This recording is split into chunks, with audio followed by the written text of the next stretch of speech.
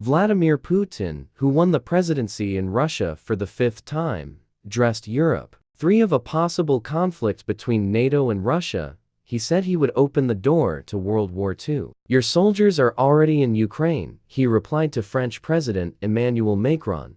I think anything is possible in the modern world. However, I've said it before, and it's a full-scale third. It is clear to everyone that he will be a step away from World War II. I think almost no one is interested in it. This is how Russian leader Vladimir Putin, who was elected president for the 5th time, threatened NATO and Europe. At some point, we will have to carry out operations on the ground to counter Russian forces, French President Emmanuel Macron said. He suggested that the West already had soldiers in Ukraine. The armed military personnel of NATO countries are there, we know that. We here to speak both French and English. This is not a good thing. First of all for them, because the vast majority of them die. He said they want to hold peace negotiations with Ukraine. We are in favor of peaceful negotiations, but not because the enemy's arsenal is exhausted. If they don't want to take a break and a half or two to rearm, but really want to establish peaceful and good neighborly relations between the two states in the long term,